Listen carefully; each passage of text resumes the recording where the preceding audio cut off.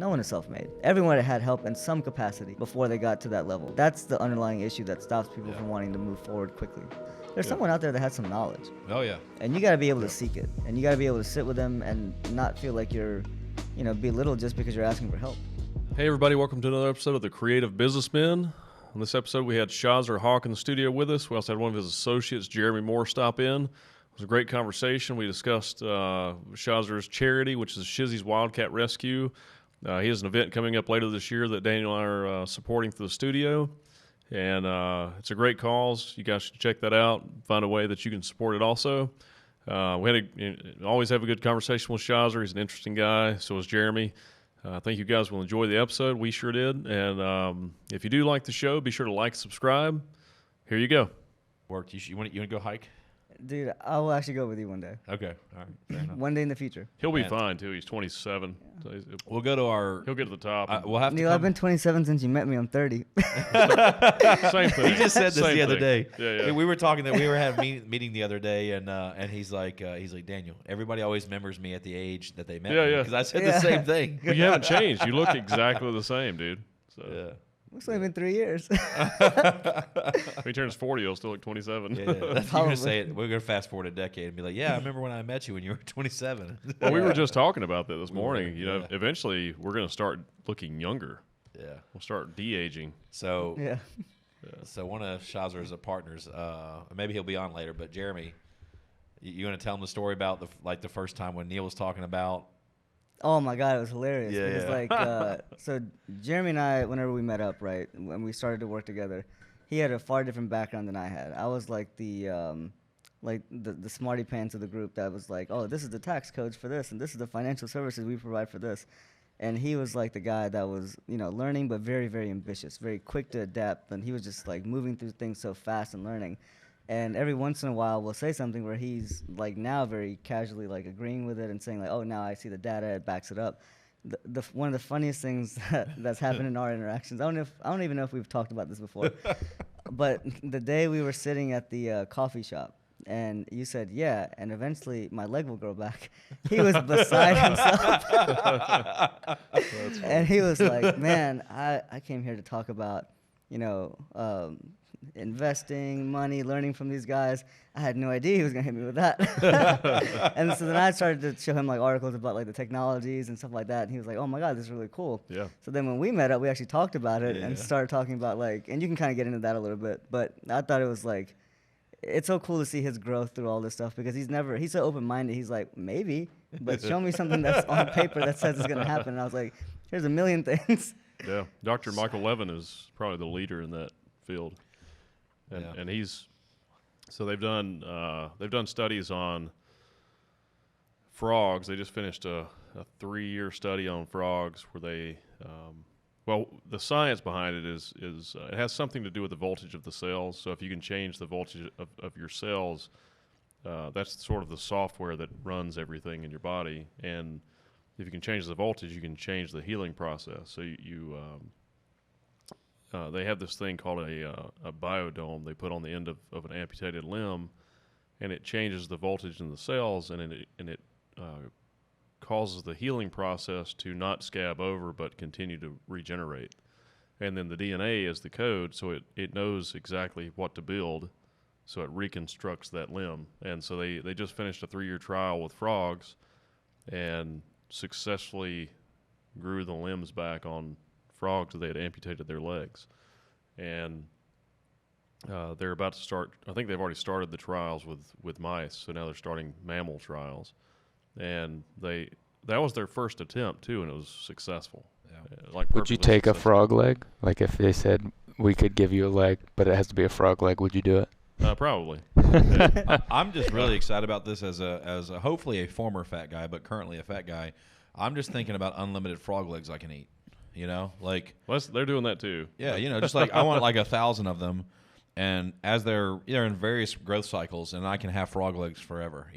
Well, you can have mine since I'm vegetarian. In the 2030s, it'll be most likely be common to just 3D print organs. If you need to replace a heart or kidney or something, they'll just 3D print it with your own DNA, your own biological material. Yeah. And then you'll have a new version. They already have technology to regenerate eyes. They can take your DNA, modify it, and then inject it into your eye with some kind of a benign virus, and it'll regenerate your eye. You have a brand new eye. And So they're using this on animals too, by the way. That's Yeah, what I was gonna yeah, say. yeah. So the crazy part is like whenever I feel like to me, I think that like when you compare human lives to animal lives, they're somewhat comparable to me, but to most people there's hierarchies in terms of like this life is more valuable, this one's more valuable. But to me, each one plays a role in the ecosystem or the environment, and it plays a critical role. And when you talk to vets, right, all the things that are attempting to be done to humans right now to benefit their lives, to increase like longevity, etc., the life expectancy, all that stuff, those ideas have existed to do to animals for a long period of time whenever we talk about rescuing sanctuaries, because that's the only method that we had to try to figure out how we're going to rescue an animal's life, or how we're going to increase life expectancy past X amount whenever they've already been either beaten or mutilated or abused in some way. And so it's really unique to see it catch up to humans now, where they're like, oh, we can actually do this to humans now. Yeah. I think that will obviously trickle over into animal welfare too, to where, and that's the scary part about it. Like whenever we rescue an animal, we have the life expectancy for an animal you rescue, even if they're unhealthy, is double what it is in the wild. Yeah. Because the wear and tear is not there. So if a tiger lives on average, 8 to 10 years in the wild, I've seen some as old as 25 in captivity. Yeah. And Well, yeah, a lot of this stuff's available for pets too. Like you can, pet dogs. You can extend there's life extension for dogs. right. Dogs and cats. I got to add one little thing. We'll come back to that. My dog Louie, he's a French bulldog. There'll be no life extension for him. He's a little shit. I like him. They already got it rough. They can hardly breathe. I know, but when it's time for him to go, it's his time because he's trying my patience. He's stubborn. Oh, come on. He's a bit naughty. Dog. I'm gonna make sure you watch this, Louie, when this airs. I want to make sure Louis lives forever. Yeah. Well, when you see a lot of crime and drug abuse and violence and these sort of things, it's not bad people. It's just it means that that's a sore in the society. We have an unhealthy society. Man, last night we went to Raleigh to do some comedy, and we were coming back, and we stopped at a Denny's in Raleigh to grab some food, and they weren't seating anyone because there were no staff. There was no wait staff, which is strange at a Denny's. And then apocalyptic. yeah, and then we went to another Denny's at a truck stop, and it was the same thing. And then I saw like this one girl there waiting in line. She looked like she was on heroin or something. And then a couple other guys that looked pretty rough, just kind of wandering around. And I was like, this feels like the beginning of the collapse of our society right now. Yeah. It was very apocalyptic, very dystopian, and It started at Denny's. but I think a lot of people are just losing motivation to survive. Mm. Yeah, I agree. I mean, it's a really strange time right now because we went through, the economy booming for X amount of years, a pandemic that isolated people, and suicide rates skyrocketed. Yep. And especially in young people. Yeah. And then you go back to let's go to everyday life, and then political dynamics change so drastically We think across about the world. entry-level people too. Everything's 10% more expensive now. Everything's 10% more expensive least. now. At least. Yeah. It's really more. It's probably more like 15 to 20%. Yeah. Yeah. With gas prices and so forth. And so a lot of people, I think, are just giving up. A lot of the entry-level workers are just like, fuck it, I can't. My life's shit anyway. Like, I may as well just be. I mean, inflation right now is at 8.1% this year. Yeah. That's nuts. And 8.1 is not accurate either because It's not. the way they use the scale, it's like. All you got to do, you can look up the products you buy every day and look at what they cost a year ago. Look at what they cost 2 years ago. Some are double. Yeah, I mean, it's ridiculous. Yeah. But they go, it's only 8%. It's because they use weighted averages and weighted scales. Since they apply, they selectively put the data in so that it looks. And it's not, if you take and go back to the scale pre this system, last year we talked about this. It was over 20% if you use the old metric they used to use before they manipulated it. Yeah. That made a lot more sense. That does make more sense too. That's a big. But it's change. also like a lot of these companies right now, like like I follow like Bernie Sanders. And he does a really good job of just putting data out there, even though he's considered to be a socialist and all those things. Like the data he provides, I look into it and it's very accurate. And it shows that, although oil companies are profitable above any margin they've ever been over the last 10 years, killing it. they're still wanting to charge more for the same product. So there is a level of corporate greed, too, that goes into kind of beating the crap out of society. And if you're not, if you're not financially stable enough to be able to afford these things before, then you definitely can't do it now. Yeah. And there's no sense of direction from the government or anybody else where the people typically look to as to what to do. Yeah. And so what's happening now is that they're consuming so much information from not the sources that they used to, but now social media, TikTok, Instagram, Twitter, etc. Yep. And they're all being driven into different programs by individual. It's just an insane thing to see society go through. I agree. And see, I like that Bernie puts that out there, and I can appreciate that article and that math. But the thing that I don't like is that they don't acknowledge that the current governing body led to that. It's corrupt. Right. Because if you limit competition, and they limited the current president and his staff limited competition because of all the incentives and all the things that they did to close all these programs that were to get fuel for us, right? To mine oil, essentially, right?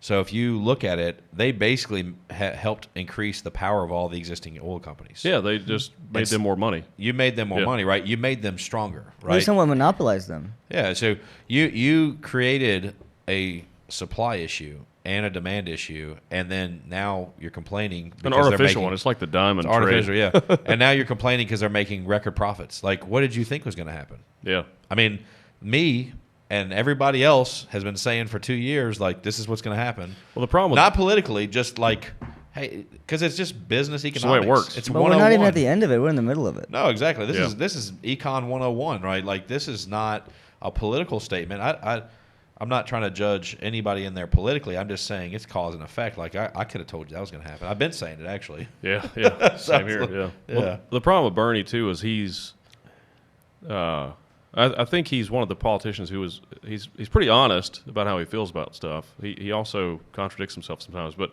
he likes big centralized power, and I think that's always a problem. That's part of the problem right now, or maybe that's the biggest problem we have is when power gets too centralized and too big, it corrupts.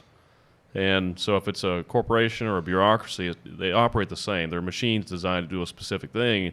And once they grow to a certain size, they just corrupt everything around them. And they absorb everything. So I think a healthy society, right now our society is mostly top down. You need some bottom up balance too from the society to say, okay, well this is a reasonable floor for everybody. This is the worst it'll get. And you have all your basic needs. Anything above this is just capitalism. But at the same time, you need monopoly laws to prevent power from clumping up too big, and you get these big companies like Amazon or Apple. I don't think those companies should exist the way they are currently. I think our monopoly law should be per capita. So once a company reaches a certain size, it has to break off into multiple companies. So maybe Apple would be hundreds of different companies. I love my extended family, some of them more than others. But in general, there's something that I care about them, and maybe it was a memory when I was younger, maybe it was a nicety they did, or a caring, a hug, a thing, right? Something that I remember in my past for some of these extended family that I still have that special place for them, even though they're not in my life regularly at this point, haven't been for a long time. I'm getting ready to see some of them coming up, here soon, with the Thanksgiving, Christmas, and that's kind of sad to say, but for the most part, most of these people, that's the only time I see them, right? And that's not to say they're bad people. We're just not the same. We don't have similar beliefs or views or goals or aspirations, and geographically we're not close to each other, right? So it just is what it is. But I guarantee you, I'm gonna be looked at like I'm a crazy person, right? Like the life that I live, the things that I have, the goals. Oh, you already are. Yeah. It's just gonna be, and I don't know if that happens for you guys, but it's. And that's okay. Nobody has to. We all aspire to different things. But for me, it's kind of like I don't even try to convince anybody. This is what I believe. This is what I'm thinking. If they ask me a question, I'll volunteer it. Otherwise, I just kind of enjoy the moment, spend time with my kids, and try to enjoy that environment as best I can.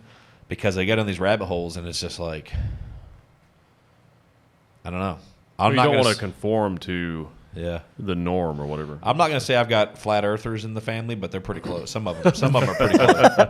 Pretty close, man. Well, life's tough for a lot of people. Yeah, man. And it's hard for people to try to think about anything outside of their box. You know, the original Mountain outside Dew, of just survival. My grandpa, he had 7 brothers, and they come from that generation. Oh yeah. So I got to be raised by that, knowing at the same time I never really fit in. You're talking about that box. I felt like I broke down and built a new box like every 4 years of my life. Right. Yeah. And then once I run into this guy and we started working together, like a lot of the people that swore up and down, same shit. You're crazy as hell for everything you do, every chance you take.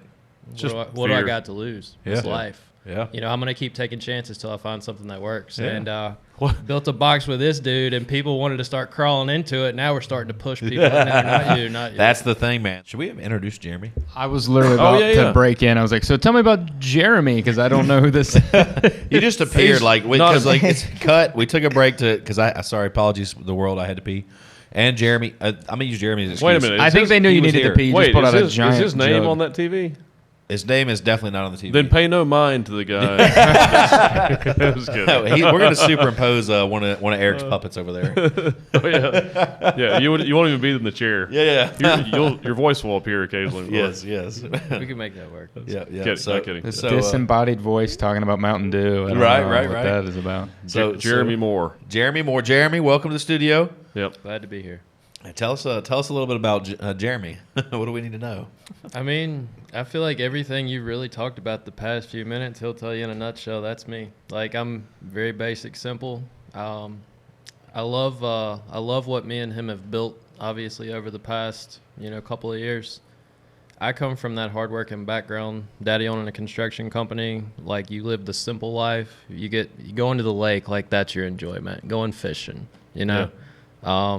I never really thought being able to crawl into what we have with this and our people would be possible, but once it did, man, my mind went nuts. And I didn't really know that until I went to work for bankers. So that's when Shazir and I first met a few years ago. I got recruited to come to Bankers Life, and it's a funny story. Like, I spent my whole life growing up thinking I'm going to do one of two things.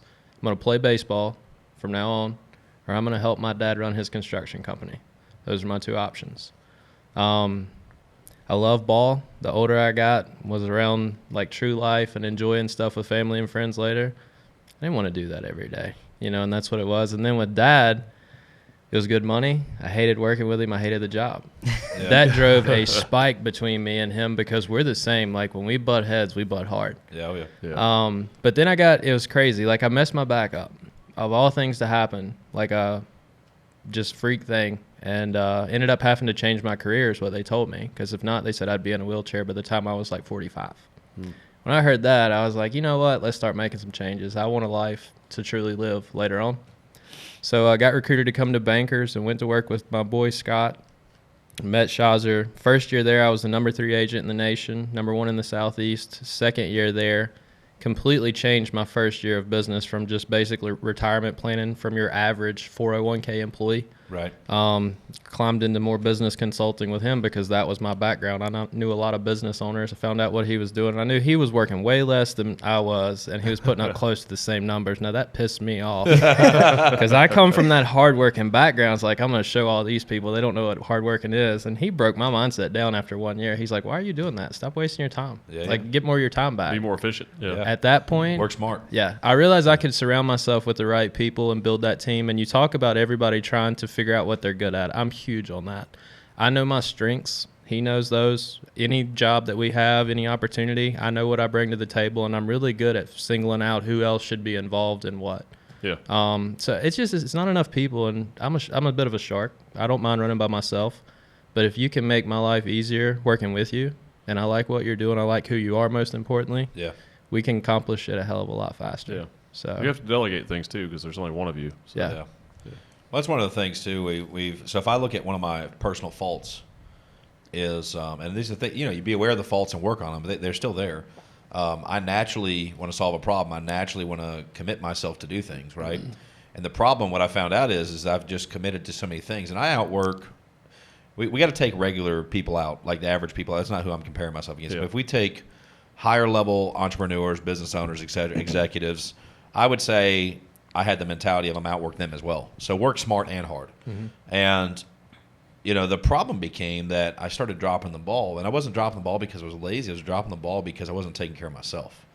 I had overcommitted myself to all these people, and you just start, I forgot this, I forgot this, and Right. it's over and over and over, and I'm like, wait a second, this is unacceptable, right? And so like, that was the big thing for me was this reality of work smart and work hard, but you still have to take care of yourself, right? And then we just needed to eliminate some of the people in that circle because they didn't belong there. Right. And some of those people that we had Or to move eliminate, people around. yeah, the people around, and some of those people you had to eliminate. You might care about them deeply, but they don't need to be involved in those businesses, those idea sessions, those meetings. And that helped me free up a lot of my time. And I used to literally, I would say, I've worked 100 hours a week for the last decade, and I can't say that anymore. I'm still working. I'm still mentally. I read. You're always working. Yeah, I read 112, 113 pages yesterday on top of everything else I did. So I'm always working on something, but it's different. I'm taking time for myself, right? I'm forcing myself to do that. I think traditional work, I'm probably more like, 70, 75 hours a week now, and what I would consider real work, and whereas it was 100, right? So, Sometimes it's like a blurry line, right? Sometimes you're working and you don't feel like you're working because you're enjoying it. When I was a kid, I would ask, if I saw someone that was successful, I would ask them what they did and try to have a conversation with them. Hey, all the time. See if I could learn. Yeah. And I used to have a lot more young people talk to me, and it's less today, which is strange. But I did have a girl at a What do you do, drive-thru. Neil? I had a girl at a drive-thru the other day ask me, she's like, what do you do for a living? I was like, well, I'm a business consultant, and I do some other stuff too. But she's like, oh, that's really cool. She's like, I love your car. It's always the car or the watch. Yeah, but I mean, that's cool, though. It's like Yeah. inspiration. You're planting a positive seed, So and that person That's what I did has to you guys. ambition. yeah, Yeah. I was like, Neil, what exactly do you do? yeah, it's so complex. I mean, like honestly, like with you guys, tell me it's not getting more complex to describe what you do. It's crazy, but it is. And he's good at shortening that up. But, like, I'm more of I don't want to give a full spill, Yeah. truth be told, to somebody yeah. if they ask, especially if I feel there's opportunity to help them. Yeah. I'm going to ease back around, get to know them, and figure out what they truly need, and then I know what to throw at them. Yeah. You It's know? really, if you're an entrepreneur, you're just a problem solver. Yeah, that's what Yeah. I've basically gotten down to is I just because I get like my elevator pitch. If I didn't design one, but it turns into one after you answer the question enough times, doesn't work because people are just like, I can tell, I can see their eyes gloss over. Like That's why I don't waste the energy. Yeah, it's not even worth explain it. A lot of Right. stuff. I just go really quickly. I'd be like, I used to tell people it's the adult version of Monopoly. That was one of the things I would say, I and like even that people would be like, "So you play board games Are for you a a living?" thimble or a race Get out of car? jail. Yeah, Free, what right. Yeah, So so create business constructs. yeah, so that didn't work, and then I was like, I just solve problems, and I joke. I'd be like, if I'm in a business and the toilet paper's out, I can fill that. If I need to, I just solve problems. Wherever I'm at, I look for a problem to solve, and I just say that, and people probably still think I'm full of shit, but like I just like saying that better. And create things. Yeah, and create things. And then Yep. if I'm in one of the cars that tends to garner more attention that I have from time to time, I've started using the I'll say something stupid because I just don't want to answer the question anymore. I'll say, OnlyFans. I do like I'm a foot model, and people because I mean like I might as well say that because And they'll believe that They'll believe more that than- more. Like, that's more believable. Yeah, I mean like I might as well say, oh yeah, man. I heard people killing it on OnlyFans. I'm like, okay, that you believe. That makes So sense to you. I summed ours up into like, Did you have flip-flops on when? No, they wouldn't have been- He might have been checking out. They man. would not have been able to resist themselves. Hey, if I there's had people for flip-flops on. every types of foot, man. Yes. Yes. Yeah. You're going to be proud of me. I did something for you that I haven't even done with him yet. Oh man. Oh, what's oh, up? here we go, about to get intimate. Uh-oh. I was tell me this scrolling doesn't through have Netflix the something other to do with night. his foot, right? Like, believe it or not, no. I'm not going to say that's still not my number one on my Neil list right All now. right. This will be number 2. So sitting there scrolling through Netflix, never watched Walking Dead. And I seen that it was there. I was like, let me Google and see which ones he was on. So I Googled it and I put it on there and I actually watched it and pointed you out and all. I was like, how Oh, about that's cool. that? Did you now you got to do One of the least impressive roles I've had, but yeah, it's good credit though. his The role. effort, man. The effort's what No, his counts. role in FBI. The FBI, yeah. uh, You're like a terrorist, right? Yeah, like a domestic terrorist. Yeah, you need yeah. that one. Nice. That one, and I think they cut some of your stuff, but that one, yeah. he's got some more. They cut the stuff you went off the book for. Like you started yelling stuff like that wasn't in the script. So like, you just actually believe that stuff. It's the nature of the guest star roles, Yeah. because the show is all about the lead characters, so they just Yeah. keep whatever works best to highlight the characters. Yeah, but his FBI one was it was good good too. though. Yeah, It was good. definitely more time in front of the camera, which I liked. And I like when I first, because I didn't know where he was going to pop up, and I'm watching it, and I was like, "Is that Neil?" Well, I read the description, so I knew what to look for because it was late. Obviously, I was like, well, if I'm gonna stay up another 50-some minutes, I might as well at least see what I'm looking for here. Never It's a good watched one of the episode. shows. Yeah, Yeah. Yeah, but I'd never watched Tiger King, and he kept on, need to watch it. Yeah. And I watched one episode. It's like I was forced to watch it. I had no choice but to watch it. I don't kind know, of had it's no like- choice. I Yeah. can't watch it. It's not really my thing. It's like meth. So I did not want to watch it, honestly. Like, legitimately did not want to. I don't like to go down these rabbit holes of this crap that just mess with your brain. yeah. And Carol was coming on last year. You remember that? Was it 2 years ago? I mean, it's been a minute now. It's been exactly a year. Exactly, okay. Last year, June. Yeah, so Oh, wow. Carol was coming on, and we knew somewhat in advance of that, and so that there was a possibility. And after meeting him, I'm like, I've got to watch it. And he had Right. talked about it, and I was like, I don't want to watch this bullshit. Everybody was watching. I was like, I do not want to watch it. So I ended up watching it, and I'm like, this is like meth meets like white trash America. And I can say that I got some white trash in me, I'm sure. Not meant offensively to anybody, but it is what it is. And just this craziest, like, it's like, I don't know. I was like, what the hell did I just watch? And I told you, I was like, if you can get past the first 10 minutes, you'll watch the entire thing. Ugh. I watched the whole bit of it. Involuntarily. Can't look away. Yeah. Yeah. No, it's like a train wreck. Like, it's like what in the world? I just like, all right, a lot of people love. Which actually now is probably one of the best things that could have happened, right? Because it exposed so many. Right. Oh yeah, I mean, majority That's of those true, yeah. A guys lot are of positive either came out of it, yeah, Yeah. majority of those guys are either in jail right now, Yeah. or they are not able to continue to get animals anymore. Carol even took over the property in Oklahoma that was going to be Joe Exotic's, Tiger King facility. Yep. And there's even literature in there that says that no one can ever house animals on that property again if they buy it. Yep. Like the way that she That's good. used that negative moment in her life to just dominate and say, you know what, this is Yep. an opportunity for us to accomplish our goals and to pursue animal welfare. Yep. She killed it. Yeah. Yeah. Yeah, it definitely was a big W for her. And at one point, I'm sure, and I'd love to ask her, but at one point, I'm sure it didn't feel like a W, right? Like, Right. it felt Oh, like she yeah. was being attacked by everybody. But she got a lot of publicity, and she was Yeah. able to capitalize on that and Good for her. Yeah. Yeah, her mindset is really unique. create a I mean, platform. Yeah, Yeah. her mindset is so unique to where whenever we used to talk about it, and it quickly turned from like me reaching out to like Howard and just being like, hey, how is she doing? It quickly turned into, well, today we're meeting with senators and people in Congress and we're doing this, and I was like, man, there was really not a lot of downtime at all in Right. terms of like kind of picking yourself back up after, because she was at one point arguably like the most famous person in the world for a short period of time, Yeah. Yeah. and also like one of the most hated people in the world because of how she was projected to Portrayed, be yeah. in that. And so whenever you shift over, like just a year later, it's like, man, although she used that same thing, turned it around with her own narrative, and now those guys are actually in jail or not harming animals anymore. Yeah. It's phenomenal. Yeah. It's crazy too. Like you can relate when you see somebody do something on a bigger platform. How can I accomplish that same thing where I'm at? If you can turn a negative into a positive, like I'll be straight up. Like me growing up, I did a lot of dumb shit. Had a lot of people that didn't like me for certain things, but at the end of the day, they always knew who I was and what I was about.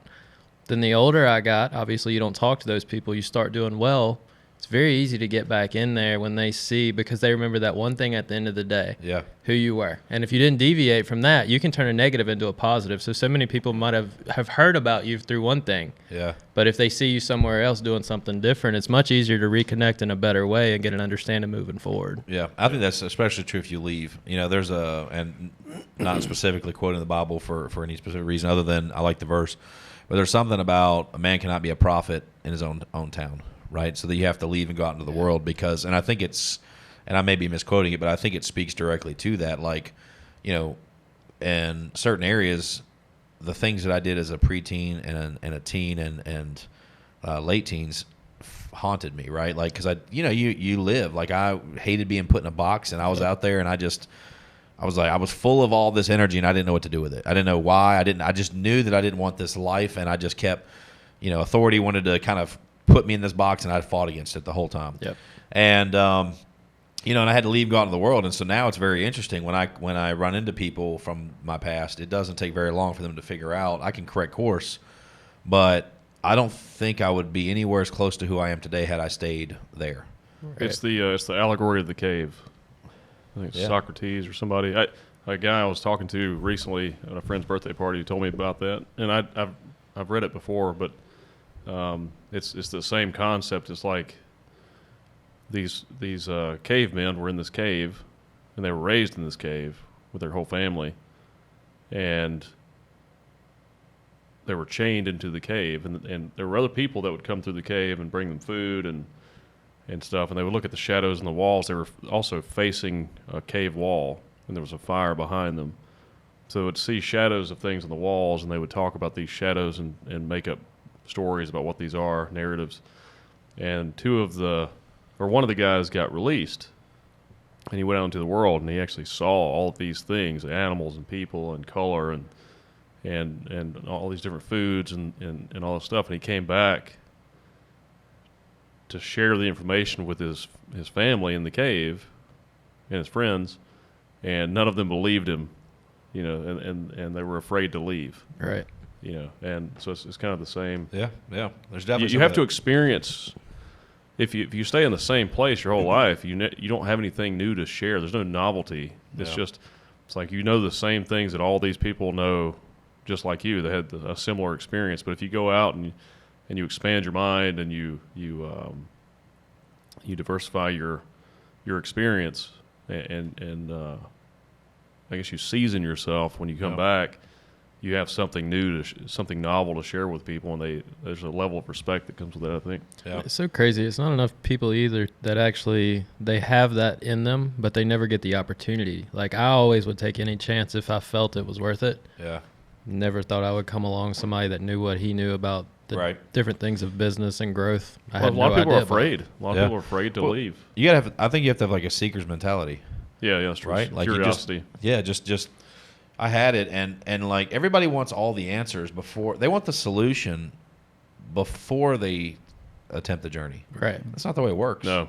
Everybody's is different, man. You got to figure out yours. The discovery is in the journey. Yeah, man. You got to live life. You got to make mistakes. You got to fail. Be willing to fail epically. Like it's okay. It's part of it, right? Like I think if you can fail in a way that you can still recover, that you don't crush yourself mentally to where you cannot recover, but fail all the way up to that point. A lot of these people are conditioned to think that they have to create the perfect environment before they start. I agree.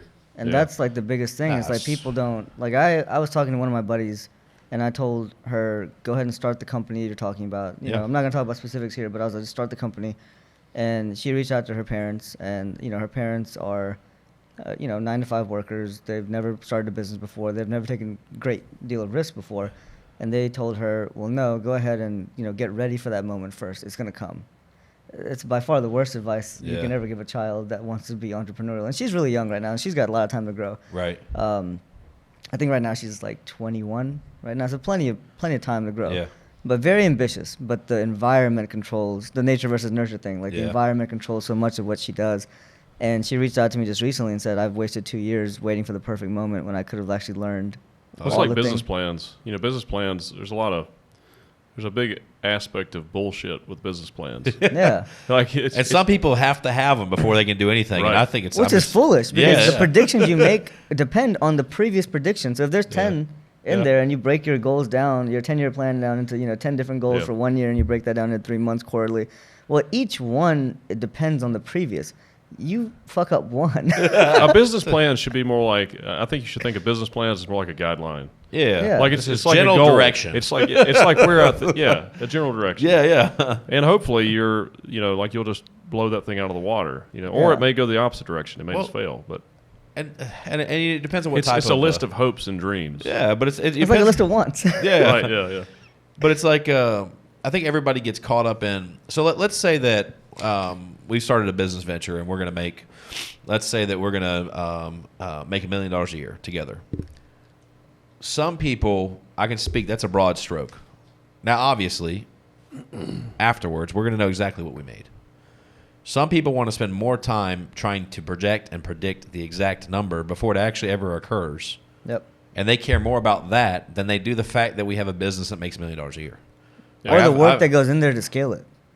You said what? Or the work that goes into oh, scale exactly. it. Yeah. It's so for me, it's like some of the things that Neil and I, because we've got a really close network on our side, and we've been doing business together for so long, and with the same people for so long, that it's hard for us. Like, you know, and you guys have seen that, like, because if we have to answer questions that aren't things that we worry about, they're answerable, but we just have to stop and think like that for a second. Go, well, why do we even need to know this? Like, this is, but it makes sense. Seem intuitive to us. Yeah, it makes sense on one level, but when you kind of pull yourself out of it, but in our world, you know, it's just different, and so it's really interesting though. But like, I've got family members that are, you know, they want all the information. They want their cup to run over, right, before they'll make a decision. And then I'm going to be completely honest with you. Most of them get information analysis paralysis, information overload. They get too much data.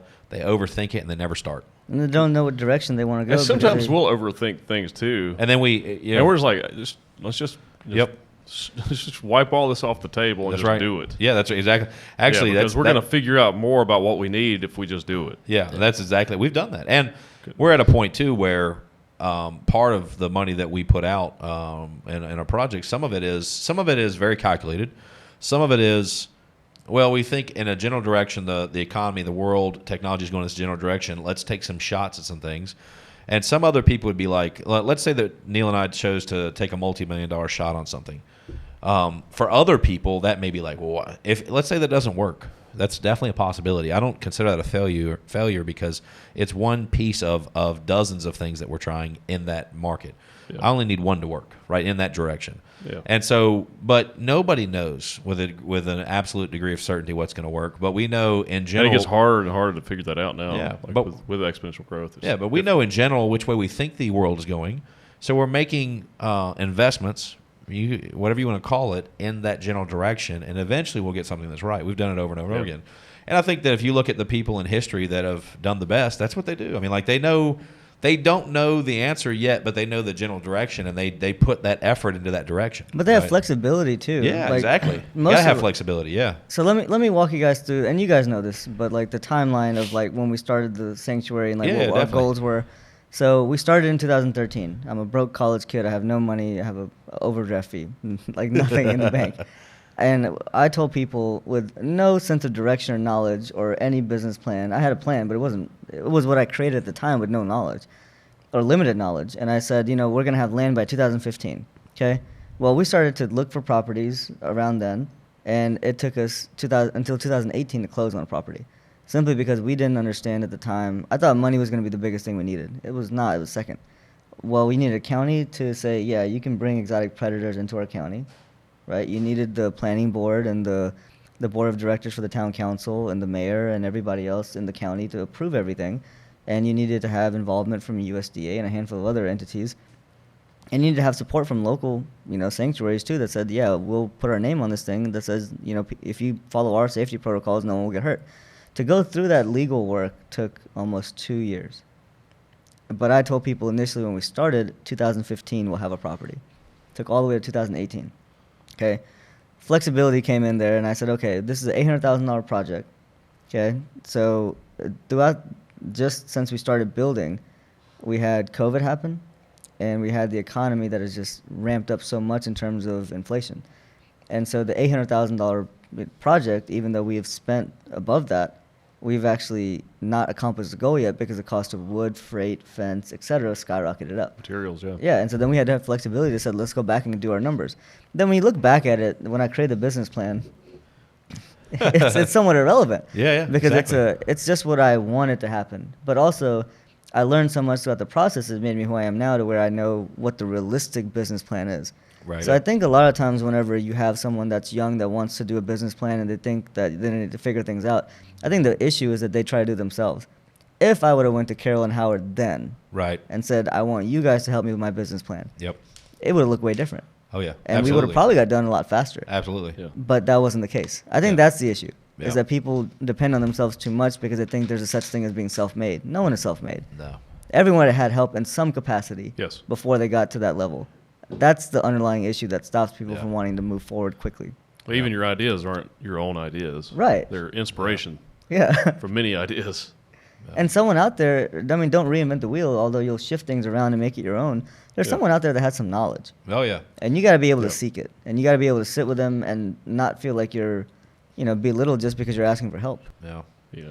I was on one of my flights yesterday, and the gentleman sitting next to me, and I hate that I can't remember his name. I've got in the book I was reading, I put his business card in my book, so we'll have to reference back to it. But he was the guy that took Champion Sports.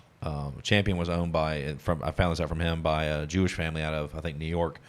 But he took it from like a few $1 million a year to $1 billion company, right? Wow. And he was just, I'm probably understating it, but basically like a statewide salesperson that actually went in and put it on all these college campuses across the U.S. and Hawaii. And he made some money, but he didn't get rich. What he got rich was after that he went on and owned and developed and did other marketing for fitness apparel and things like that.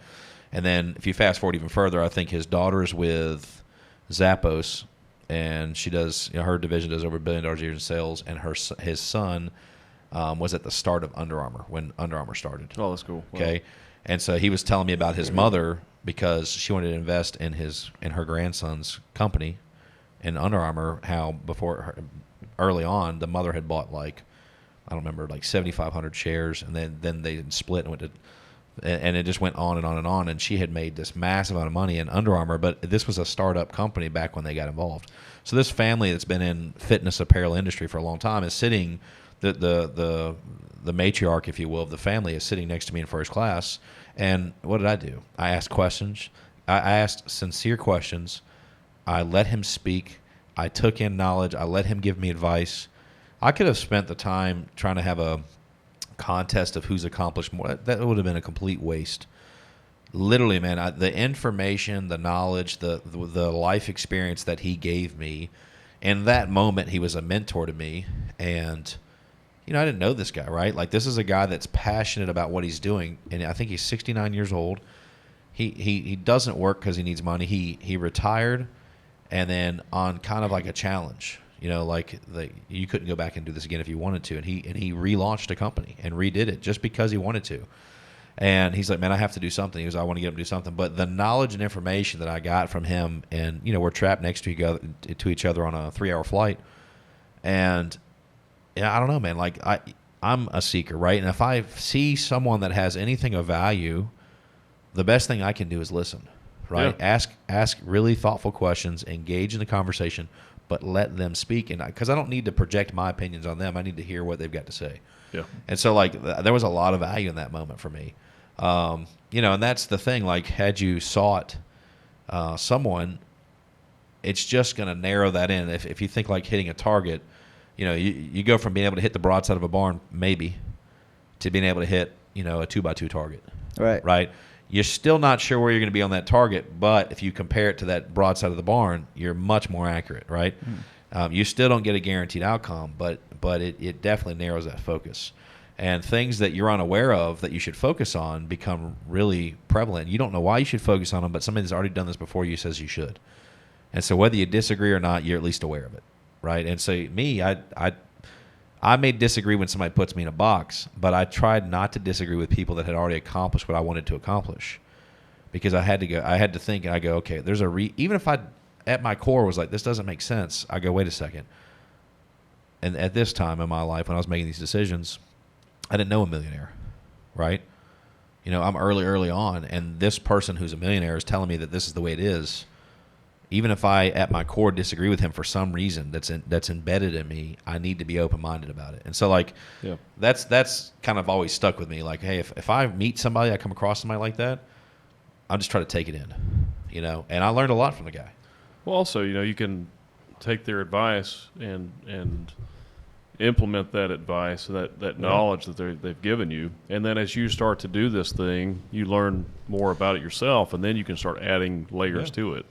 And you expound on their knowledge. And that's what's amazing about humanity, about humans, is you can take someone's life work, they write a book, and you can read that book in a few hours, and then implement their whole life's work into your life, and then expound upon that and add to it. You know, that's why exponential growth is a thing. Daniel, if you talk to the champion guy again, tell him I said thanks because when I was a kid, that's all I wore because it was at Walmart and cheap. And then it got really popular and cool. So now when everybody thinks of me as a kid, they're like, wow, Seth's had some drip as a kid. He was cool. It wasn't cool until later, but I mean, yeah, tell him I said thanks. Well, I just remembered his name. His name is Lewis Hardy. So I pulled up Thank you, Lewis. real quick on LinkedIn. And he is the CEO. This is the company he launched because, you know, he's bored. He's in retirement. He didn't need the money. And he launched Licensing Resource Group. And so, but anyway, Lewis Hardy. And so if you look, you know, I don't know how much you're going to find about his family story, which is some of the stuff that he told me about. But it's very interesting to see how his family's in fitness apparel, college, specifically colleges.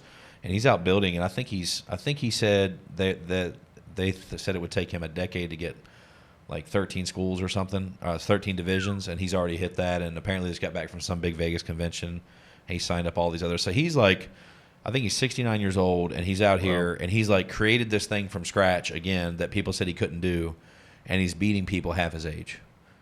My dog, so I tried to change the subject for just a quick second. So Chewbacca is a Labradoodle, right? And I'm not a animal person like that. I want them in my house. And Chewbacca solved that for me. And then something happened, and I decided I wanted a second dog. And came Louis, French Bulldog.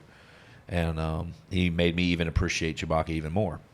So, but Louis is like so much personality, so I don't know, I mean, he really gets under my skin. But he will climb up. He has figured out how to climb up onto the table and eat. Like, so if you step away for even a minute, I mean, he's like this big. They can jump, though. He can jump. He's a French Bulldog? He's a French Bulldog. It's even worse when he jumps up there and goes, ho, ho, ho. Oh, yeah. That was bad. That's kind of what because he doesn't bark. He just makes noises. Yeah, they snort and stuff. Yeah, snort. And he's up there eating. And I come back, and he's eating my food. And he looks at me and keeps eating the food. While he's watching, making eye contact with me. And I'm like, you little shit. But he gets himself trapped in the shower all the time. I got a picture on my phone. I'll send it to you so you can superimpose it on the, somewhere here or here, down here, somewhere. It'll be in all those places. On the table right there. Yeah, right here on the table. Maybe we can put Louis right here, and I'm petting him like this. But anyway, he's a little shit. I don't even know what the whole point of that was. Have you ever had cats with attitudes like that at the rescue or anything like that? Oh yeah, we met some. The ones that have been abused the most significantly are always the ones that you have to kind of watch out for the most, because they're just looking for a moment where they will act like they're shy and that they are timid and they're afraid, but they're actually just looking for a moment to just whack you. And they, human nature is like you feel empathy for the animal, and like the people that are doing the rescue, we are so aware that this is a thing and we need to be very cautious and dart them from outside the fence and make sure that you give them the proper amount of the sedative to make them go under. Then you go in there with a group of people, because animals typically don't harm you when you're with a group. They just don't pick one out to attack. And you move them out into the crate, you bolt the crates down, you lock everything up, and then some people will still be at the rescue thinking like, oh, the animal's been through a lot. And I'm like, if you didn't follow those protocols, that animal would have found that. Yeah, killed you. Yeah. So short answer, yes. Yeah. You ever been sprayed by one? I know they do that. Yeah, I was doing a tour at Carolina Tiger Rescue, and there was the first tiger that we saw on the tour path. His name was Raja G, and you're always taught that you don't run away whenever a tiger sprays, because it might go for like 15 to 20 feet. So you just step to the side, because it can only go in a straight line. So I made the mistake of turning my back to him. He was asleep on top of like the den box. He wasn't paying any attention to me, but they can move so fast and you don't hear them coming. And there's obviously a fence between him and I. And I'm giving the tour, and I just see them look up and be like, no, and I turn around and it's just like splat in my face. And it just smells like buttered popcorn, but to other animals it smells like I am a tiger. So that's the first tiger on the tour path. The tour lasts about 2 hours. So we go through the rest of the tour, and I have the lions growling at me, this, and in the back of my head, I'm like, should I end the tour? Because this is probably animal abuse at this point, and, we finished the tour, and I was a tour guide assistant on that one, so I kind of backed off and let the other person talk. And I always remember, like, afterwards, they gave me a sticker that said I got sprayed. And I was like, oh, this is a thing over here. That's hilarious. Listen, he said buttered popcorn. That's what it smells like. All right, I got to ask movie the question. I didn't know nothing about a tiger spray, and elaborate a little bit without going too far. I mean, it's just pheromones. What did it taste like? That's what. Where's Experiment. his spray coming from? Is he like, Oh, yeah. Sure. Oh, I mean, like, he was so good at doing it, too. Like, he would come up and, like, put his Oh, tail up. it's piss, Okay. It's like right? It's not exactly piss, no. Oh, it's not? No. Oh. So Tell us what it really is, Shazir. Go ahead. I'll give you the ingredient list later. Which orifice does it come out of? I think someone actually has a video. Oh, that'd be awesome. I'll send it. I think I know I have one of. Actually, I'm not allowed to say it. I'll send you the video if I got it. So most of the time, whenever like a tiger sprays something, it's just to mark their territory, letting you know, like, hey, I'm in the area. Yeah. Like, this area is occupied. But he would make a game out of it. Like, he would run up to the fence and put his tail up and pretend like he was doing it just to make you run away. That's hilarious. And then he would go back and sleep. And I was like, what a douche. But like, that just goes back to show, like, these animals have such unique personalities. Oh, yeah. And that they are not, they're not meant to be in captivity at all. But at the same time, they're intelligent enough to have an interaction with you in whatever way they see fit. And that was pretty cool. Like, there were times where there's a video of him sleeping next to the fence. And we would walk around the entire fence area a couple times, and I would sit down next to him. He would fall asleep, and if I moved, he would get up and kind of snarl at me and say, sit back down, or at least that's my interpretation of it. And Yeah. with other people, he had a much different relationship, and they're just so intelligent cognitively that they can associate certain things with you. So if they hear the food truck coming, they know it's time to feed. Those are instinctual type things, but running up to the fence, putting his tail up on people he didn't like to make them run away, that's not instinctual. That's just like he's intelligent enough to know what's going on. Yeah, that's personality. Yeah, Back off. absolutely. What's the next step with the sanctuary? So last year, whenever we held the gala event, we were trying to raise enough funds to be able to secure all of the outdoor construction.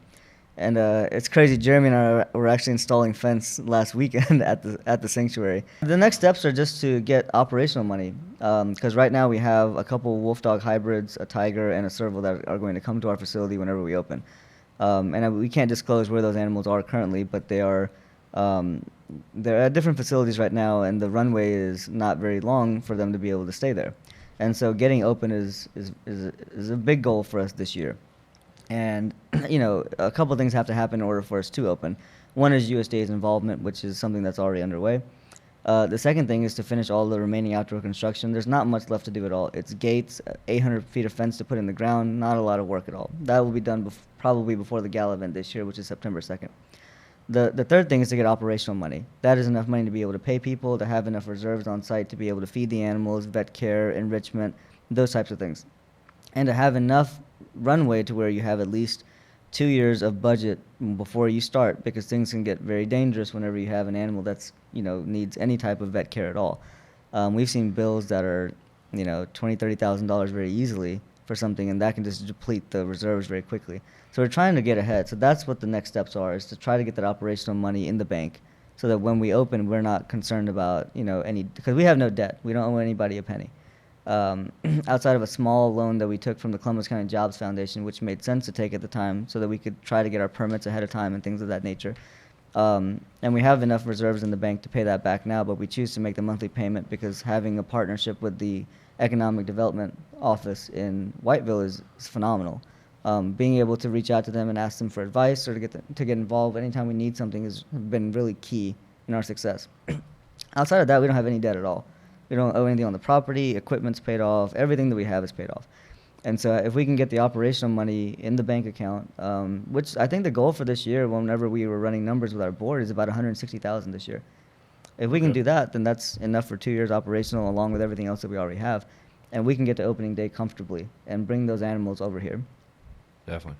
And so you said the date of the gala is going to be September September 2nd at Second. Legacy Staples and Events Okay. in Winston-Salem. Yeah, so we're going to be able to superimpose a link maybe to the gala. Do you have a link posted already or no? Oh yeah, it's on our website. I'll send that stuff over to you guys. Okay, Okay, then great. we can superimpose a link to it below, and maybe a click-through link in the video for people if they want to go. And I'm assuming they can donate there. Yeah, you can donate. You can check out photos from last year's event. You can. Last year we did $500 a ticket. This year we lowered it to $250. We want more people to be able to participate. Yeah. And last year tables were. We had multiple sponsorships. This year we did just one. The most expensive table last year was $10,000, and we had a couple people pay that amount of money. But it was also because of the environment we created. We were inside the Ferrari dealership. It was one of Carroll's first appearances after Tiger King. We had so many things going on there that were really exciting for people. And also COVID had just kind of not ended, but it was the first gala event in Greensboro in the midst of right after COVID was kind of not a thing anymore. Yeah. And people were just looking for something to do. Yep. And so trying to recreate that type of environment is extremely difficult. And it doesn't make sense to attempt to recreate it because right now what we want is more people involved in the cause. So the for an entire table is $1,500 instead of $10,000. That's So good. yeah, the goal is to get as many people in the door as possible so they can participate and learn about animal welfare, figure out what role they can play in their everyday life to become a conservationist in whatever capacity they see fit, and for them to walk away from the gala event with something that allows the world to be better from an animal welfare standpoint afterwards. Right. Cool. Well, Neil and I committed as $20,000, right? Yeah.